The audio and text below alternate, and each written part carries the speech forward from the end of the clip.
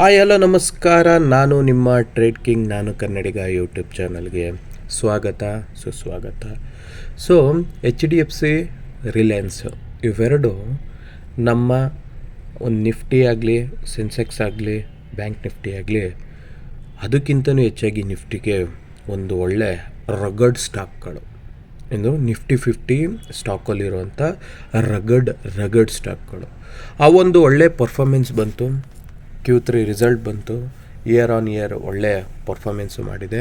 But market gap down ಆಗಿದೆ because of USA Greenland ಮೇಲೆ attack ಮಾಡಿರೋದು, ವಾರ್ ಮಾಡಿರೋದು. ಸೊ ಅದ್ರ ದೇಶದಿಂದ ಇವತ್ತು ಮಾರ್ಕೆಟು ಒಂದು ನೆಗೆಟಿವ್ ಆಗೋಯಿತು. ಸೊ ಒಂದು ಪಾಸಿಟಿವ್ ಆಗಿ ಹೋಗ್ಬೇಕಾಯಿತು, ಏನು ಮಾಡೋಕ್ಕಾಗಲ್ಲ. ಸೊ ಅದೇ ರೀತಿ ನಾಳೆ ನಾವು ಮಾರ್ಕೆಟ್ನ ಏನು ಮಾಡಬೇಕು, ನಾಳೆ ನಿಫ್ಟಿ ಎಕ್ಸ್ಪೈರಿ ಐತೆ, ನಾವು ಯಾವ ರೀತಿ ಪ್ಲ್ಯಾನ್ ಮಾಡಬೇಕು ಅನ್ನೋದನ್ನ ಕಂಪ್ಲೀಟಾಗಿ ಇನ್ ಡೀಟೇಲ್ಸಾಗಿ ನೋಡ್ತಾ ಹೋಗೋಣ.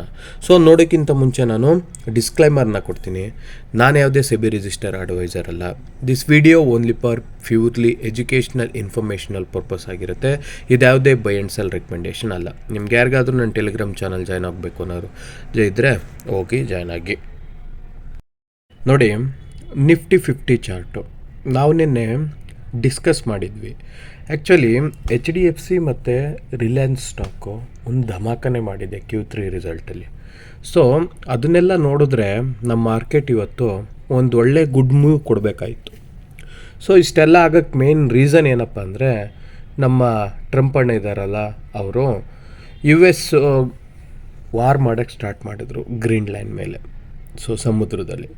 ಸೊ ಅದೊಂದು ಇಂಪ್ಯಾಕ್ಟಿಂದ ಆಲ್ ಗ್ಲೋಬಲ್ ಮತ್ತು ಆಲ್ ಏಷ್ಯನ್ ಮಾರ್ಕೆಟ್ಸ್ ಎಲ್ಲ ನೆಗೆಟಿವ್ ಆಗಿ ಟ್ರೇಡ್ ಮಾಡೋಕ್ಕೆ ಸ್ಟಾರ್ಟ್ ಮಾಡ್ತು.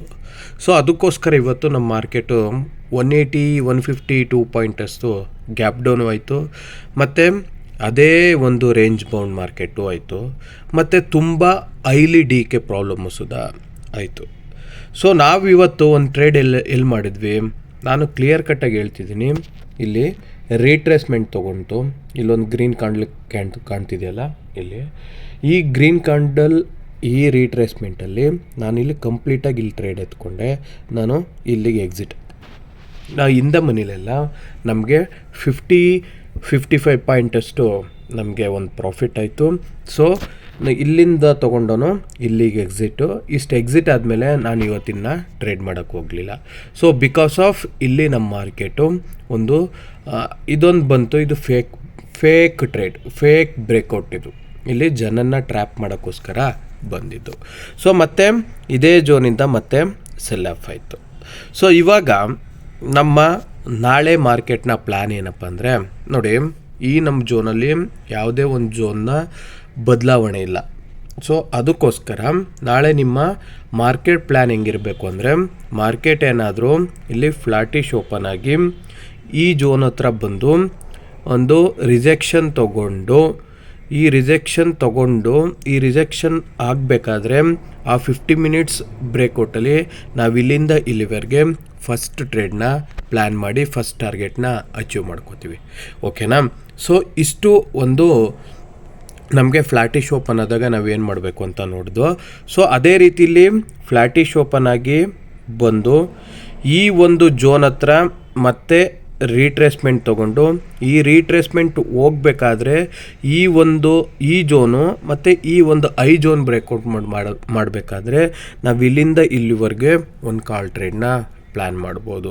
ಸೊ ಮತ್ತೆ ಇಲ್ಲಿ ಮಾರ್ಕೆಟು ಸ್ವಲ್ಪ ಹೈಯರ್ ಲೋ ಕ್ರಿಯೇಟ್ ಮಾಡಿಕೊಂಡು ಸ್ವಿಂಗ್ಸ್ನ ಮಾಡಿಕೊಂಡು ಮತ್ತಿಲ್ಲಿಂದನೇ ಕರೆಕ್ಷನ್ ತೊಗೊಂಡು ಕೆಳಗೆ ಬೀಳೋ ಚಾನ್ಸಸ್ ಇದೆ.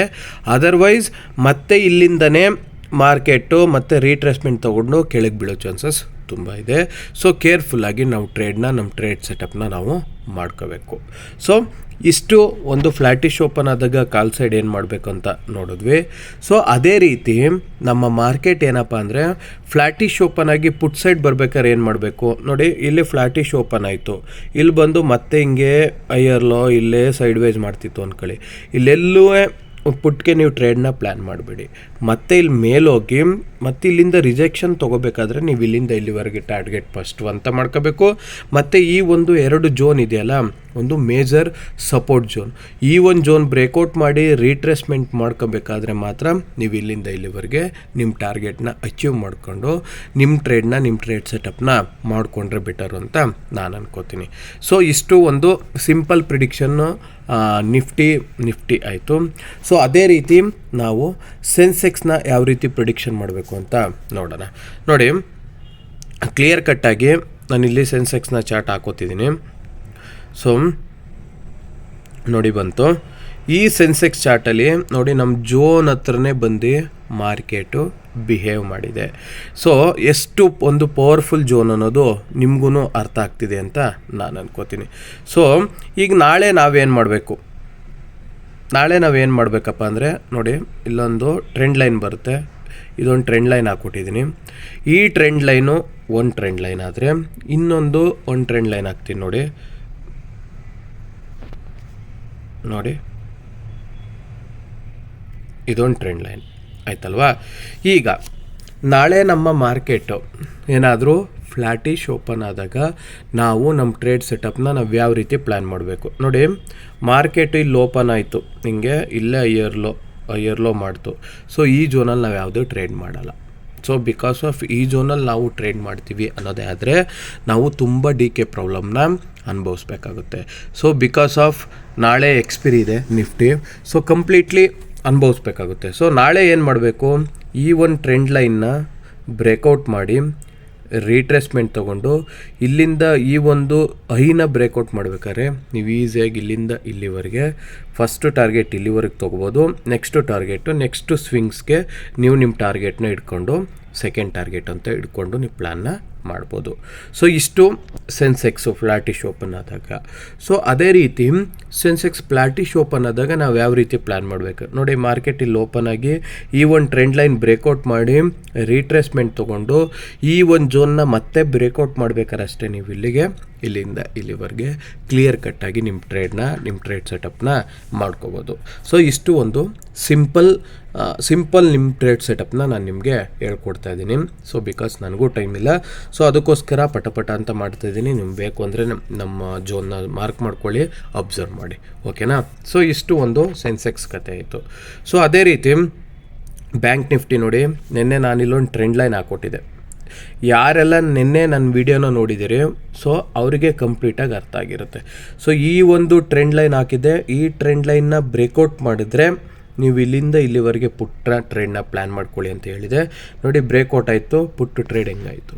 ಸೊ ಅದಕ್ಕೋಸ್ಕರ ಹೇಳೋದು, ಯೂಸ್ ಆದರೆ ಯೂಸ್ ಮಾಡ್ಕೊಳ್ಳಿ, ಸೊ ಇಲ್ಲ ಅಂದರೆ ನಿಮ್ಮ ಇಷ್ಟ, ಅದು ನನಗೆ ಬೇಕಾಗಿಲ್ಲ, ಓಕೆನಾ. ನಾನು ಮಾಡೋವಂಥದ್ದು ನಾನು ಮಾಡ್ತಿದ್ದೀನಿ, ನಿಮಗೆ ಬೇಕು ಅಂದರೆ ತೊಗೊಳ್ಳಿ, ಇಲ್ಲಾಂದರೆ ಬಿಡಿ.